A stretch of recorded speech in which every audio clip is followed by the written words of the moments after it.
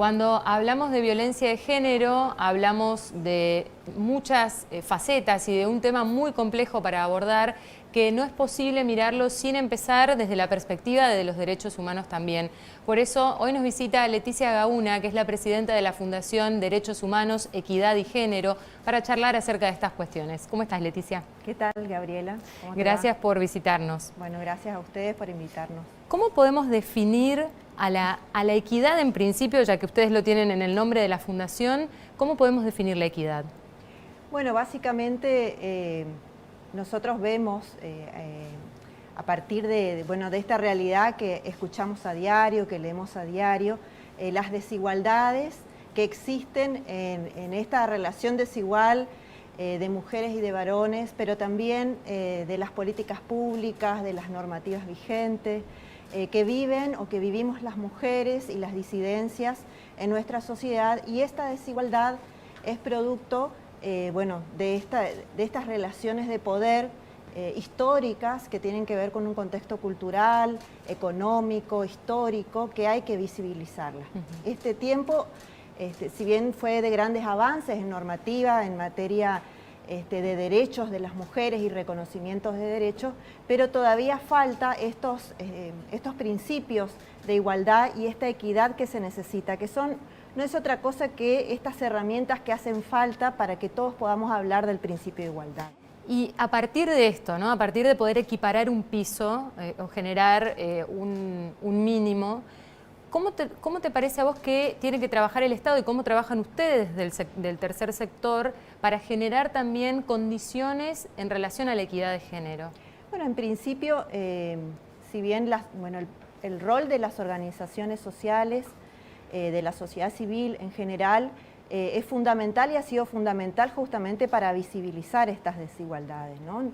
Como sabemos, hasta no hace mucho no se hablaba de violencia de género como un problema social, sino más bien de la vida privada de las mujeres, ¿no? Eso se ha puesto en debate porque se ha puesto primero en la agenda pública para que después se pueda tomar en la agenda política y generar estos mecanismos, estas medidas de acción positiva que las tenemos a través de algunas leyes como la ley 26485, la ley de identidad de género, la de matrimonio igualitario. Las organizaciones hemos tenido un rol fundamental en visibilizar, ¿no?, estas desigualdades que se dan. Obviamente hace falta todavía bastante para que estos grupos más vulnerados de nuestra sociedad puedan superar estas barreras de inequidad y también de falta de acceso a derechos básicos, ¿no? Hace muy poco escuchábamos la ley del cupo laboral trans para la Administración Pública Nacional, que está en un proceso, ¿no?, de ver cómo se hace el monitoreo para ver si eso realmente después se cumple. Pero también hay proyectos de ley como la Ley Integral Trans que ha sido presentada por las distintas organizaciones, de las cuales muchas de nuestras organizaciones acompañan y avalan este proyecto de ley, que tiene que ver con todos los ámbitos de la vida que atraviesa el colectivo LGBTIQ, pero específicamente el colectivo trans, ¿no? Para la imposibilidad de acceder a un trabajo digno, a un trabajo registrado. Eso es fundamental, el trabajo de las organizaciones civiles en conjunto con el Estado, ¿no? Y para que puedan ponerse en la agenda política es necesario que primero lo visibilicemos y que se entienda o que se visibilice estas desigualdades que viven estos colectivos. Para las mujeres, por ejemplo, hoy en este contexto de aislamiento, nosotros vemos cómo se recrudecen los casos de violencia doméstica específicamente, y los casos que no han bajado, o sea, es uno de los delitos que no ha disminuido en esta pandemia, en este contexto de aislamiento. Al contrario, ¿no? Al contrario. La condición, digamos, más allá de las cifras. Exactamente. Por ejemplo, mis compañeras de Mumalá vienen haciendo hace mucho tiempo este informe del registro, y vemos que ha habido más o menos 270 casos de muertes violentas en mujeres del colectivo LGBT, y el doble, o sea, otras 220, 230 casos de intentos de femicidio. Entonces, hubiéramos contado más si no fuera por otras situaciones fortuitas o ajenas a las intenciones del agresor, ¿no? Que no se pudieron dar, como los casos que hemos escuchado este último tiempo aquí en Corrientes, ¿no? Ahora, Leticia, mencionás a la comunidad trans y ahí hay una cantidad de factores, digamos, que no están visibilizados y que por lo tanto generan problemas, como por ejemplo la atención médica para esa comunidad. ¿Cómo estamos nosotros en Corrientes en relación a ese tema en particular, por ejemplo? Bueno, básicamente nosotros, desde la Fundación, otra de las fundadoras es la doctora Diana Cabral, que también venimos trabajando con los consultorios inclusivos para el colectivo LGBT.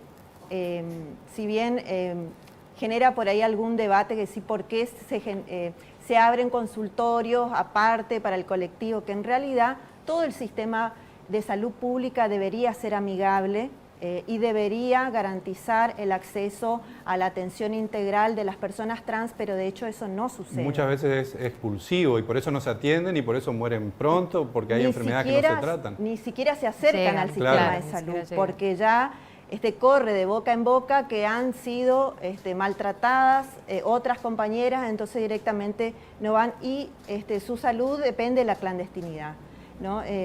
Lo hacen de forma clandestina, acceder a la hormonización, ¿no? Que pone en riesgo su vida. De hecho, el colectivo trans tiene un promedio de vida de 35 a 45 años.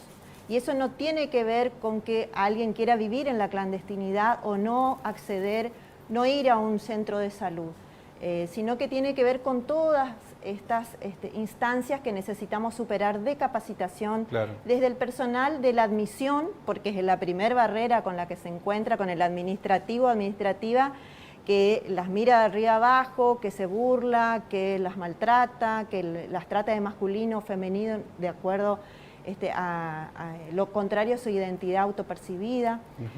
Y luego los otros pasos, ¿no? Ni que hablar de los otros pasos. Leticia, en 2007 se reformó la Constitución de Corrientes y la Constitución de Corrientes fue avanzada en ese tiempo porque ya hablaba de una real inclusión, una real igualdad. ¿Cómo estamos? Bueno, eso que vos decís, el reconocimiento de los nuevos derechos que se incluyó en nuestra Constitución provincial y después en el 2013 en la reforma de la Carta Orgánica Municipal de Corrientes también se incorporaron incluso, ahí se incorporó específicamente la posibilidad o promover los derechos del colectivo LGBT. Sin embargo, todavía está en esa letra declamativa porque, por ejemplo, Corrientes no se ha adherido a la Ley de Identidad de Género. Y eso ha generado un problema, por ejemplo, de las pocas personas contadas con los dedos de la mano que tienen trabajo registrado, o sea, las personas trans que tienen trabajo registrado, que tienen una obra social, que son mínimos, todavía por ejemplo, el Dioscor no reconoce los tratamientos que sí garantiza o que debe garantizar y que está escrita en la Ley de Identidad de Género, ¿no? Tengo entendido que, no la obra social, pero el Ministerio de Salud de la provincia había empezado, o por lo menos un intento de plan dirigido justamente a estos planes de hormonización. No sé en qué escala estará ahora, pero más allá de eso, lo que te quería preguntar es, pareciera, por lo que nos contás, que hay una distancia, que a veces se toman decisiones desde el Estado, pequeñas, grandes, completas, incompletas, pero hay algunas decisiones, pero eso no llega, esto que decías, siguen viviendo en la clandestinidad. ¿Qué pasa en el medio? Un poco nos decías, bueno, el personal de admisión, el que te invita o te expulsa en una institución, por ejemplo, podría ser una. Pero ¿qué otras variables identificás yendo más al tejido social, ¿no? Más allá de lo que pasa con el Estado y su responsabilidad, ¿qué pasa con nosotros y nosotras como parte de una comunidad? Bueno, eso tiene que ver incluso, nosotros no somos solamente trabajadoras, hablo y trabajadores del Estado, también vivimos en sociedad, tenemos en nuestra familia, nuestros amigos, nuestra comunidad más cercana, la posibilidad de intercambiar con personas del colectivo LGBT, ¿no?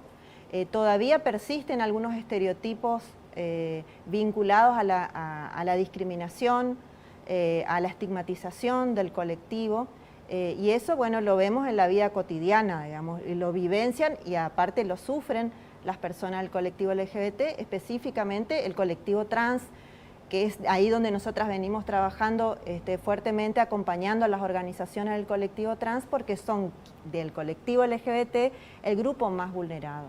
¿Por qué? Porque desde la familia, que la expulsa porque no acepta su identidad autopercibida desde muy joven, entonces tenemos muchas adolescentes y adolescentes expulsados de sus hogares, que hoy están viviendo en la casa de otros amigos, que tejen una red de solidaridad y de sororidad entre ellos y ellas, pero y después la escuela, que no acepta, que no cumple la ley de identidad de género, por ejemplo, el hecho de que la expresión de género, que es todo cómo decidimos vestirnos, cómo decidimos vernos.